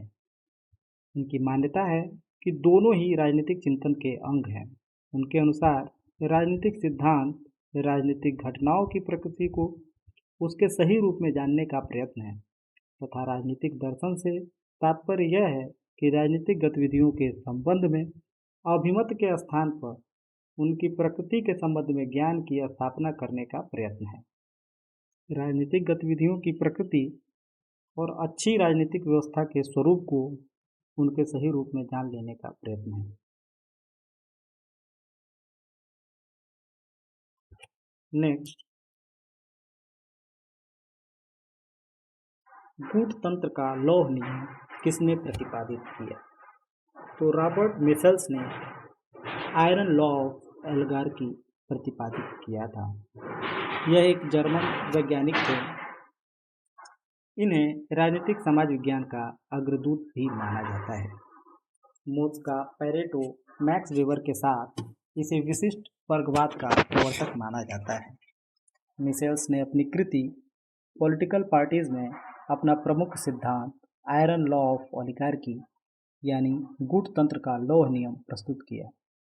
मिशेल्स की मान्यता है कि सभी संगठित समूह, चाहे राज्य हो, राजनीतिक दल हो, मजदूर संघ हो, व्यवहार के धरातल पर गूढ़तंत्र का रूप धारण कर लेते हैं, अर्थात उनमें सारी शक्ति इन गिने नेताओं के हाथों में केंद्रित हो जाती है, चाहे उनका औपचारिक संविधान कैसा भी क्यों न हो। वैसे ही Pareto The Mind and Society में अपना सर्कुलेशन ऑफ एलिट का सिद्धांत देते हैं।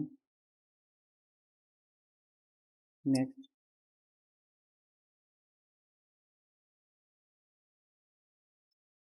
मंत्रिमंडलीय उत्तरदायित्व के लबादे में नौकरशाही पनपती है।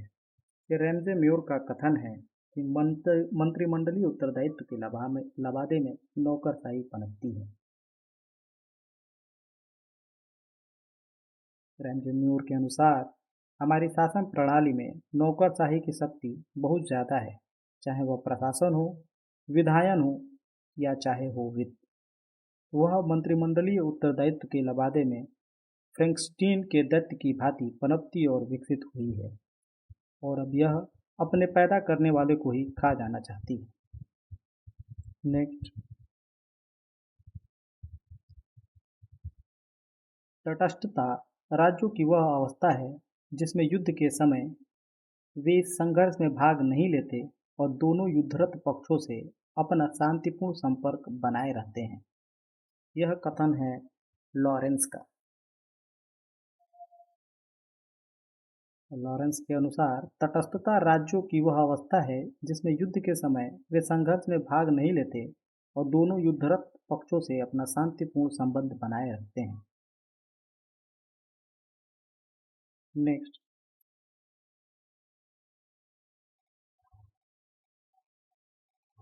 उपलब्ध समय के अनुसार काम का विस्तार होता जाता है। यह कथन है नॉर्थव्योर्ड पार्किंसन का। समय के साथ काम का विस्तार होता जाता है। नेक्स्ट,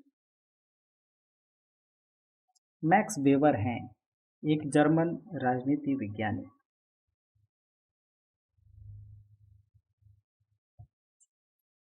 नेक्स्ट, इनमें से किसने कहा कि सत्ता औचित्यपूर्ण शक्ति है?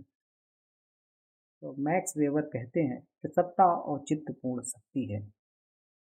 मैक्स वेबर ने सत्ता के 3 प्रकारों का वर्णन किया है: परंपरागत सत्ता, करिश्माई सत्ता और वैधानिक सत्ता। वेबर इसमें से वैधानिक सत्ता को महत्वपूर्ण मानते हैं और कहते हैं कि सत्ता एक निर्दिष्ट भूभाग में भौतिक बल के विधि सम्मत प्रयोग के एकाधिकार का दावा है। नेक्स्ट, सूची 1 का सूची 2 से मिलान करना है। तो एडमंड बर्ग ये एक रूढ़िवादी विचारक हैं। रॉबर्ट नॉजिक इच्छा स्वतंत्रतावाद से संबंधित हैं। जेरमी बेंथम उपयोगितावादी हैं और मैकइंटायर समुदायवादी। नेक्स्ट,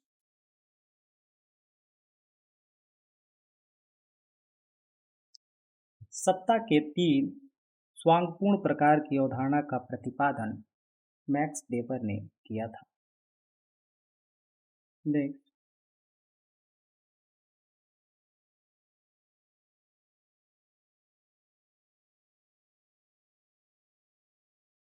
कौन एक मैक्स वेबर द्वारा परिभाषित सत्ता का प्रकार नहीं है? कानूनी सत्ता, परंपरागत सत्ता, करिश्माई सत्ता। राजनीतिक सत्ता मैक्स वेबर द्वारा परिभाषित सत्ता का प्रकार नहीं है। नेक्स्ट, मैक्स वेबर, दुर्खिम और पेरेटो को राजनीति शास्त्र के किस उपागम से जोड़ा जाता है? तो मैक्स वेबर, दुर्खिम और पेरेटो राजनीति शास्त्र के समाजशास्त्रीय उपागम से संबंधित हैं।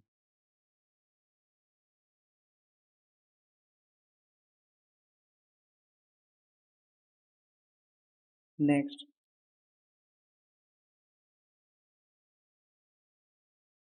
कौन सी अवधारणा मैक्स वेबर ने दिया?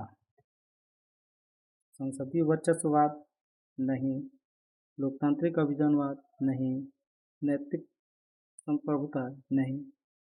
मैक्स वेबर ने दिया चमत्कारिक नेतृत्व की अवधारणा।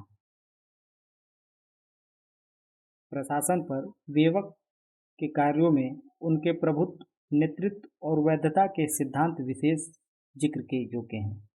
उन्होंने इन सिद्धांतों को एक वृहद रूप में प्रस्तुत किया जिसमें धर्म तथा समाज और जिस तरह के यह नेतृत्व को रचना क्रम में ढालते हैं उसका ध्यान रखे हैं।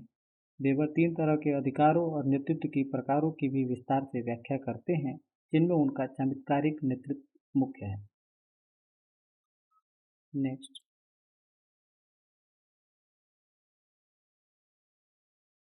आमतौर पर परिधीय देश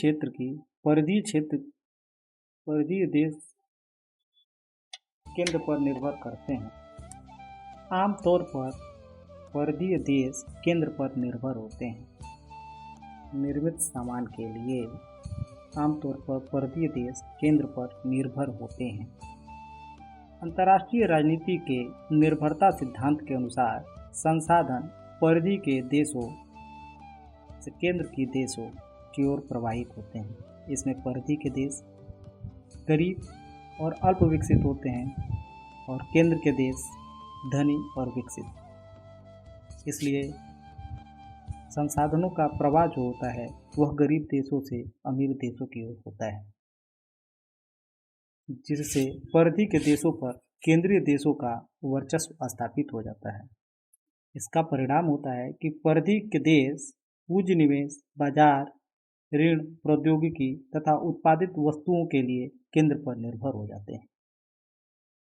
नेक्स्ट, मंत्रिपरिषद जहाज रूपी शासन को चलाने वाला पहिया है। ये रेमजे म्योर का कथन है कि मंत्रिपरिषद जहाज रूपी शासन को चलाने वाला पहिया है। संसदीय व्यवस्था में मंत्रिमंडल कार्यपालिका की शक्तियों का प्रयोग करती है। शासन संचालन का पूरा दायित्व इसी पर होता है। इसी संदर्भ में रेमजे म्योर कहते हैं कि मंत्रिमंडल के उत्तरदायित्व के बारे में मार्ने ने भी लिखा है कि मंत्रिमंडल के सब मंत्री साथ डूबते साथ तैरते हैं। इसी तरीके से गेल्स्टन का कहना है कि मंत्रिमंडल एक सूर्यपिंड है जिसके चारों ओर अन्य पिंड घूमते हैं।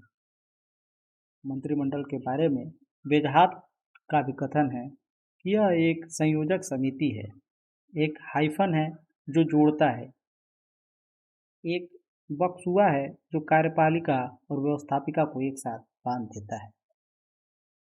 प्रधानमंत्री के बारे में लास्की का कथन है कि यह संपूर्ण शासन व्यवस्था की चूल है।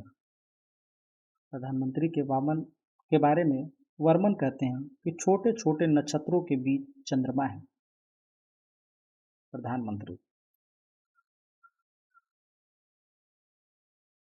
नेक्स्ट, समाज की उन्नति के लिए विज्ञान की प्रबुद्ध तानाशाही आवश्यक है। ये फ्रांसिस बेकन का कथन है कि समाज की उन्नति के लिए विज्ञान की प्रबुद्ध तानाशाही आवश्यक है।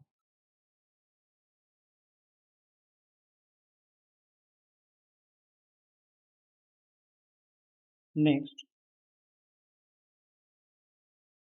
अंतर्राष्ट्रीय राजनीति के यथार्थवादी दृष्टिकोण के विकास में किस विद्वान ने योगदान नहीं दिया? तो जॉर्ज केनन अंतर्राष्ट्रीय राजनीति के यथार्थवादी दृष्टिकोण से संबंधित हैं। रोनाल्ड नेबुर भी संबंधित है, हैंस जेमर-गेंथाउ भी संबंधित हैं। अब्राहम लिंकन अंतर्राष्ट्रीय राजनीति के यथार्थवादी दृष्टिकोण से संबंधित नहीं है। नेक्स्ट,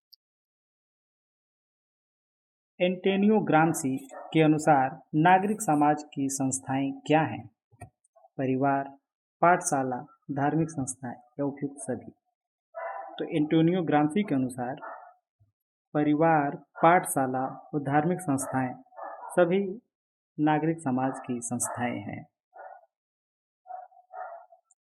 एंटोनियो ग्राम्सी के अनुसार संरचना के दो स्तर हैं। पहला, राज्य, पुलिस, सरकार, न्यायपालिका जो बाध्यकारी रूप से कार्य करते हैं, अतः इनके कार्य करने का आधार शक्ति होती है। दूसरा संरचना का स्तर है सभ्य समाज या नागरिक समाज, जिसमें मुख्य रूप से ट्रेड यूनियन, चर्च, धार्मिक संस्थाएं, परिवार और विश्वविद्यालय शामिल होते हैं। इसके कार्य करने का आधार शक्ति नहीं, सहमति होती है। अतः ग्राम्सी के अनुसार नागरिक समाज की संस्थाओं में परिवार, पाठशाला और धार्मिक संस्थाएं तीनों सम्मिलित हैं। नेक्स्ट,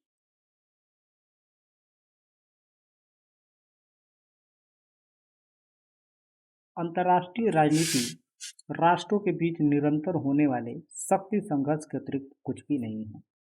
यह मार्गेंथाउ का कथन है कि अंतर्राष्ट्रीय राजनीति राष्ट्रों के बीच निरंतर होने वाले शक्ति संघर्ष के अतिरिक्त कुछ नहीं है। अंतर्राष्ट्रीय राजनीति का अंतिम लक्ष्य चाहे कुछ भी हो, शक्ति सदैव तात्कालिक उद्देश्य रखती है।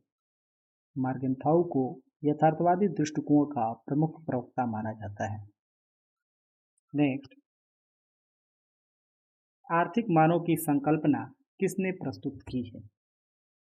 आर्थिक मानव की संकल्पना एडम स्मिथ ने प्रस्तुत की।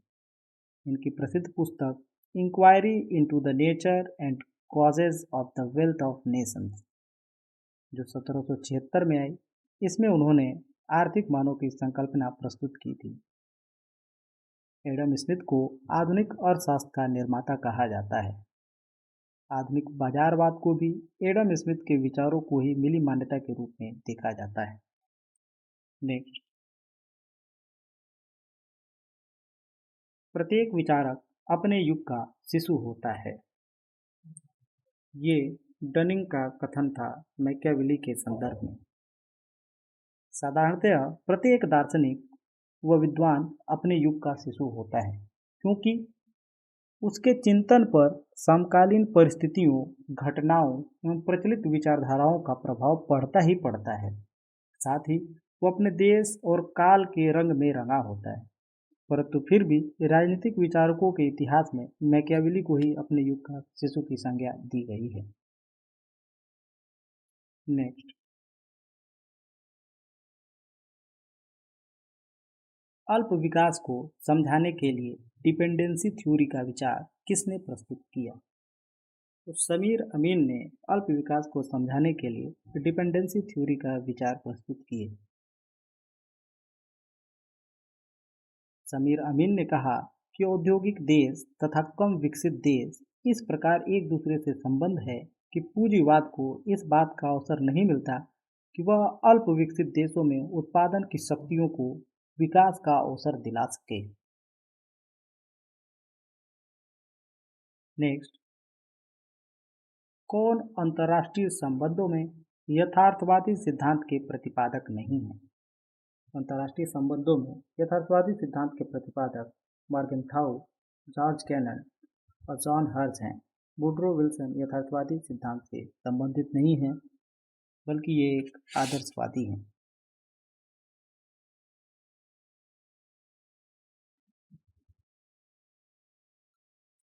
नेक्स्ट, उपयोगितावाद का संस्थापक किसे माना जाता है? बेंथम को उपयोगितावाद का संस्थापक माना जाता है। आधुनिक युग में डेविड ह्यूम ने मनोविज्ञान के क्षेत्र में उपयोगितावाद के मौलिक सिद्धांतों का विकास किया था, परंतु इसके व्यवस्थित व विधिवत सिद्धांत का विकास बेंथम ने किया था। इसलिए इंग्लैंड के प्रसिद्ध विचारक बेंथम को उपयोगितावाद का पिता भी कहा जाता है। यह सुधारवाद पर आधारित एक मनोवैज्ञानिक तथा सुधारवादी विचारधारा है, जिसका प्रमुख केंद्र इंग्लैंड था।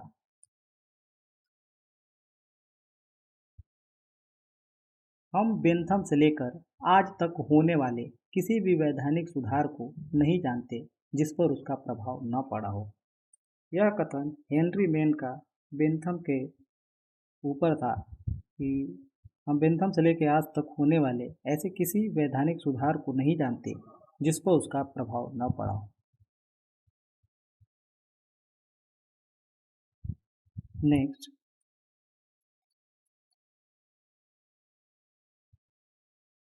बेंथम के अनुसार सुख दुख प्राप्ति के कितने स्रोत हैं? तो बेंथम सुख दुख प्राप्ति के 4 स्रोत मानते हैं।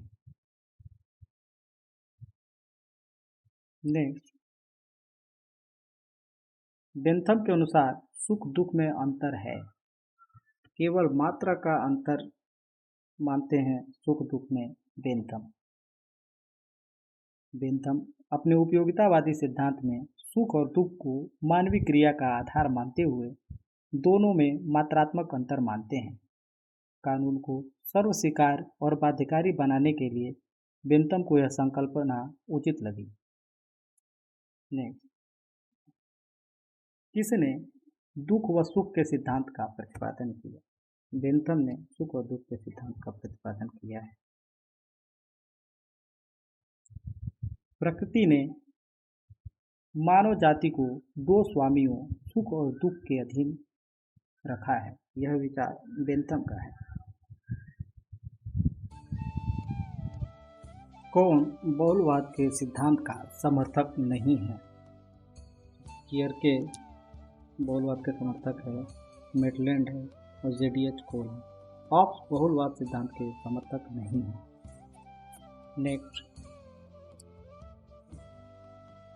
हॉब्स के लेवियाथन में प्रयुक्त कॉमनवेल्थ का शब्द का अर्थ है समाज, राज्य और सरकार के लिए सामूहिक नाम है।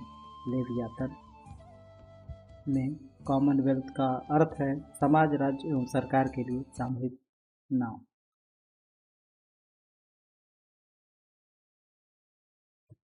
नेक्स्ट, लेवियाथन के लेखक हैं हॉब्स। नेक्स्ट,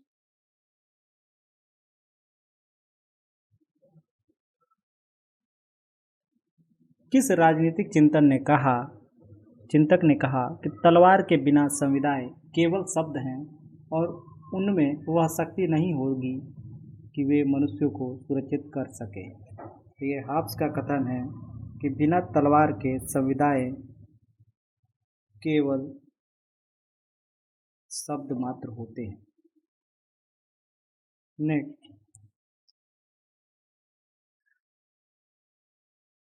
कौन खेल सिद्धांत से नहीं जुड़ा है? आर्गेंस्की, स्नाइडर, आर्सेनी या सैनी? तो आर्गेंस्की खेल सिद्धांत से नहीं जुड़े हैं, बल्कि यह शक्ति की अवधारणा के विचारक हैं, जबकि खेल सिद्धांत से संबंधित है Martin Shubik, Karl Deutsch, Oscar Morgenstern, John Neumann, Thomas Schelling. Hegel ने सभ्य समाज को देखा। सार्वभौमिकता के साकार रूप में हीगल ने सभ्य समाज को देखा। सार्वभौमिकता अर्थात विश्व आत्मा का साकार रूप ही राज्य है। पहले यह विश्व आत्मा जड़ में, फिर धीरे धीरे समाज में और अंततः राज्य का रूप ले लेती है। हीगल आदर्शवादी सिद्धांत का प्रवर्तक है। नेक्स्ट,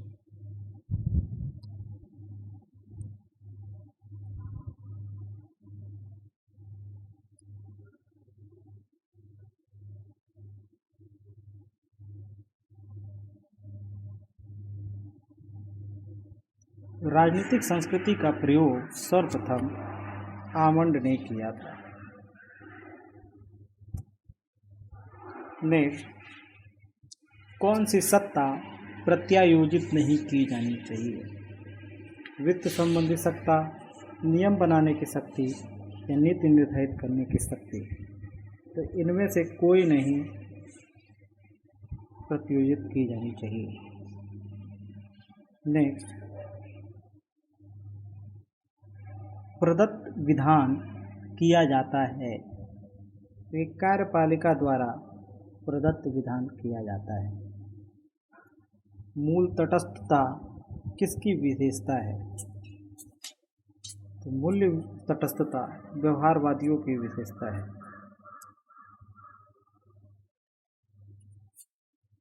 व्यवहारवाद ने राजनीति के अध्ययन के परंपरागत उपागम को चुनौती देते हुए विचार रखा कि प्रचलित संस्थाओं के कानूनी औपचारिक पक्षों से ध्यान हटाकर उन व्यक्तियों या कार्यकर्ताओं के व्यवहार पर ध्यान देना चाहिए जो यथार्थ राजनीति के क्षेत्र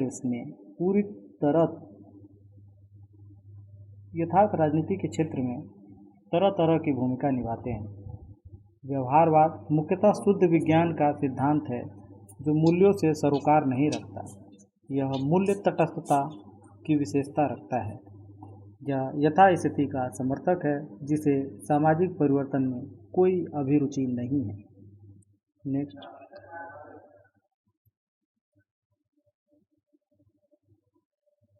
राजनीतिक चेतना का अर्थ है राज्य के प्रति प्रेम। नागरिकों में राजनीतिक चेतना का विकास राज्य, लोकमत, न्याय, स्वतंत्रता, समानता, बंधुत्व, संप्रभुता, सरकार, समाज आदि से संबंधित मौलिक प्रश्नों पर विचार विमर्श एवं चिंतन द्वारा होता है। उन्हें विभिन्न राजनीतिक विचारधाराओं तथा सिद्धांतों का ज्ञान हो जाता है। साथ ही वे यह समझने लगते हैं कि कौन से राजनीतिक आदर्श उनके अपने देश और समाज के लिए कल्याणकारी हैं। नेक्स्ट, कौन अंतर्राष्ट्रीय संबंध में राज्य के केंद्रीय महत्व पर सहमत नहीं है? तो बहुलवादी अंतर्राष्ट्रीय संबंध में राज्य के केंद्रीय महत्व पर सहमत नहीं है। बहुलवादी मानते हैं कि राज्य विभिन्न संघ समूहों में विभाजित है जो गैर राजकर्ता के रूप में अंतर्राष्ट्रीय संबंधों में महत्वपूर्ण भूमिका निभाते हैं। जबकि नव यथार्थवादी अथवा संरचनात्मक यथार्थवादियों के अनुसार संरचना के प्रभाव को राज्य के व्यवहार को समझने के रूप में लिया जाना चाहिए। ये लोग राज्य की पारंपरिक सैन्य शक्ति के बजाय राज्य की संयुक्त क्षमताओं के प्रदर्शनात्मक शक्ति को महत्व प्रदान करते हैं। यथार्थवादी राष्ट्र राज्य को अंतर्राष्ट्रीय संबंध के मुख्य अभिनेता के रूप में मानते हैं।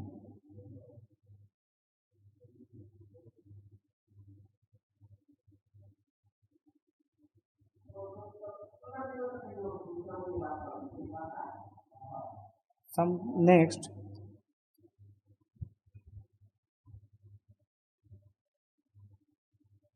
समुदायवाद एक प्रमुख धारा है। तो सामुदायिकतावाद प्रत्ययवाद की एक प्रमुख धारा है, क्योंकि यह एक व्यक्ति के अस्तित्व को समाज की देन मानता है। इसलिए समाज के प्रति प्रतिबद्धता व्यक्ति के व्यक्तित्व का आवश्यक अंग है। जहां उदारवाद व्यक्ति की स्वतंत्रता, हितों और अधिकारों पर बल देता है, वहीं समुदायवाद उनके दायित्वों और कर्तव्यों तथा समाज के सामान्य हित पर अपना ध्यान केंद्रित करता है। समुदायवाद के समकालिक विचारक मैकेंटायर, सैंडल, माइकल वार्जर हैं, जिनके आरंभिक चिंतन की जड़ें ग्रीक और हीगल के विचारों में मिलता है। नेक्स्ट,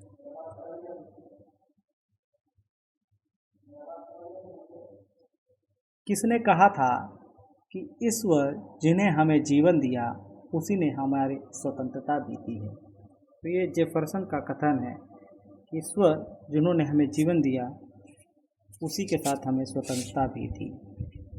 जेफरसन अमेरिका के संस्थापक और स्वतंत्रता की घोषणा के प्राथमिक लेखकों में से एक थे, जिन्होंने 1801 से 1809 के बीच अमेरिका के तीसरे राष्ट्रपति के रूप में कार्य किया। कौन सी विचारधारा समर्थन करती है कि तथ्य अनिवार्यता तकनीक से पूर्व है? तो तथ्य को अनिवार्यता तकनीक से पूर्व रखता है व्यवहारवाद। व्यवहारवाद वैज्ञानिक पद्धति पर बल देते हुए मूल्य निरपेक्ष उपागम वैल्यू फ्यू अप्रोच का समर्थन करता है। व्यवहारवादी ऐसे किसी कथन को मान्यता नहीं देते जिसकी वैज्ञानिक स्तर पर पुष्टि नहीं की जा सकती। व्यवहारवाद सामाजिक स्थिरता पर बल देता रहता है, अतः उसने अपना ध्यान तथ्यों के विश्लेषण तक सीमित रखा है। व्यवहारवादी विचारधारा तथ्य को अनिवार्यतः तकनीक से पूर्व मानती है। नेक्स्ट, बहुलतावादी वकालत करते हैं समुदायों की स्वायत्तता की। बहुलवादी समुदायों की स्वायत्तता की वकालत करते हैं। राज्य तथा अन्य समुदायों के संबंध में बहुलवादियों का यह विश्वास है कि समाज में कुछ समुदाय या तो राज्य से भी अधिक आवश्यक हैं, अन्यथा समान है। बहुलवादियों के अनुसार राज्य भी अन्य समुदायों के समान एक समुदाय है। जिस प्रकार राज्य के कानून एवं नियम होते हैं, उसी प्रकार अन्य समुदायों के भी अपने नियम और कानून होते हैं। बहुलवादी राज्य से ज़्यादा समाज को महत्व देते हैं। लास्की राज्य को अनेक समितियों की भांति एक समिति मानते हैं और उसे अन्य समितियों की तुलना में प्रथम मानते हैं। नेक्स्ट, अंतर्राष्ट्रीय राजनीति के वैज्ञानिक अध्ययन में उन्नति तब तक संभव नहीं है जब तक मार्गेनथाउ का यथार्थवादी सिद्धांत प्रभावशाली है। यह कथन है वेने वासरमैन का। वेने वासरमैन के अनुसार अंतर्राष्ट्रीय राजनीति के वैज्ञानिक अध्ययन में उन्नति तब तक संभव नहीं है जब तक मार्गेनथाउ का यथार्थवादी सिद्धांत प्रभावशाली है। नेक्स्ट, जीवन स्वतंत्रता और सुखानुसरण तथ्य है। अमेरिकी स्वतंत्रता के घोषणा पत्र का तथ्य है जीवन स्वतंत्रता और सुखानुसरण। 7 जुलाई 1776 को अमेरिका की कॉन्टिनेंटल कांग्रेस द्वारा अंगीकृत अमेरिकी स्वतंत्रता के घोषणा पत्र में सभी मनुष्यों को जन्म से समान घोषित करते हुए जीवन, स्वतंत्रता और सुखानुसरण को उनके जन्म से प्राप्त अहस्तांतरणीय अधिकार घोषित किया गया है। नेक्स्ट, एक व्यवस्थापिका जो मंत्रिपरिषद के समक्ष निर्बल तथा एक मंत्रिपरिषद जो राष्ट्रपति के समक्ष निर्बल है, यह किस देश की शासन व्यवस्था की विशेषता है? तो फ्रांस की शासन व्यवस्था की यह विशेषता है कि वहाँ व्यवस्थापिका मंत्रिपरिषद के समक्ष निर्बल होती है और मंत्रिपरिषद राष्ट्रपति के समक्ष निर्बल। नेक्स्ट,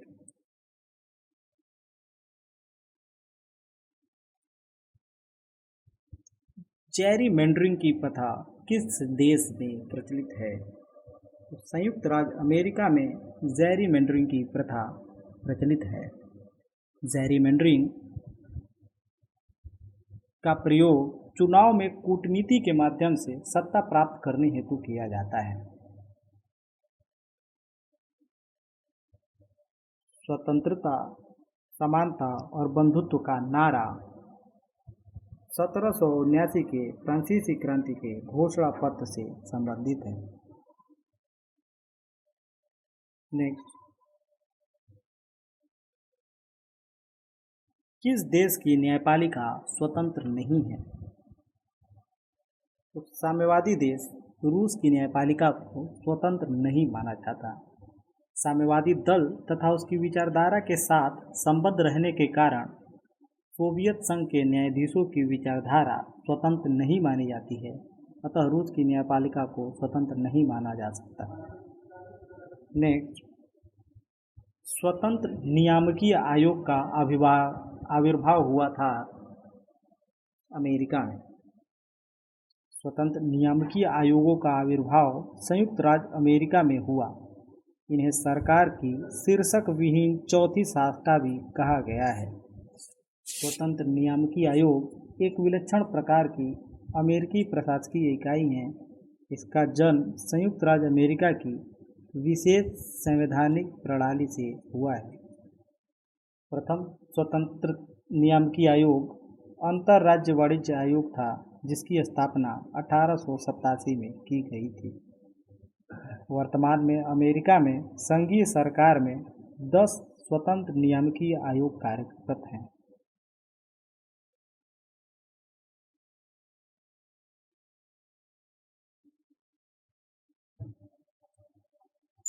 नेक्स्ट, किस देश को स्वतंत्र नियामकीय आयोग की जन्मस्थली माना जाता है? तो संयुक्त राज्य अमेरिका को स्वतंत्र नियामकीय आयोग की जन्मस्थली माना जाता है। नेक्स्ट, संयुक्त राज्य अमेरिका में शासन की शीर्ष विहीन शाखा और कांग्रेस की भुजाएं किसे कहा जाता है? स्वतंत्र नियामकीय आयोग को शासन की शीर्ष विहीन शाखा और कांग्रेस की भुजाएं कहा जाता है, क्योंकि इनके कार्य मिश्रित प्रकृति के होते हैं, अर्थात प्रशासनिक, अर्धविधायी और अर्धन्यायी। अमेरिका में इन्हें कांग्रेस की भुजाएं इसलिए कहा जाता है क्योंकि ये कांग्रेस के अधीन रहते हैं। इन्हें स्वायत्तता के द्वीप नाम से भी पुकारा जाता है क्योंकि ये स्वतंत्र होते हैं। नेक्स्ट, संयुक्त राज्य अमेरिका की सीनेट के लिए प्रत्येक राज्य से कितने प्रतिनिधि चुने जाते हैं? तो सीनेट के लिए प्रत्येक राज्य से 2 प्रतिनिधि चुने जाते हैं। अमेरिका में कुल 50 राज्य हैं और 2-2 प्रतिनिधि चुने जाते हैं सीनेट के लिए, यानी कुल सदस्य हुए सीनेट के 100। सीनेट विश्व का सबसे शक्तिशाली द्वितीय उच्च सदन माना जाता है। अमेरिका में अवशिष्ट शक्तियाँ राज्यों के पास है। यह संघात्मक व्यवस्था का अच्छा उदाहरण है। नेक्स्ट, अमेरिकी संविधान में बिल ऑफ राइट्स किस संशोधन द्वारा जुड़ा? तो प्रथम 10 संशोधनों द्वारा अमेरिकी संविधान में बिल ऑफ राइट्स को जोड़ा गया। अमेरिका में व्हाइट हाउस संबंधित है राष्ट्रपति से।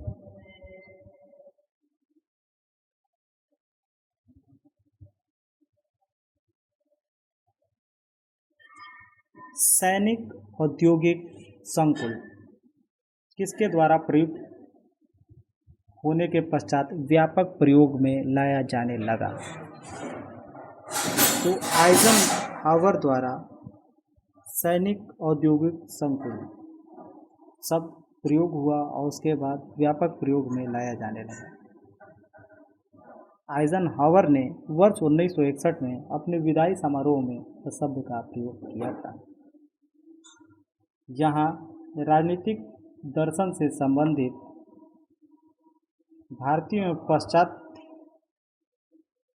सिद्धांत समाप्त होते हैं और अब हम नेक्स्ट वीडियो में मिलेंगे स्वतंत्रता और समानता से संबंधित प्रश्नों के साथ। तब तक के लिए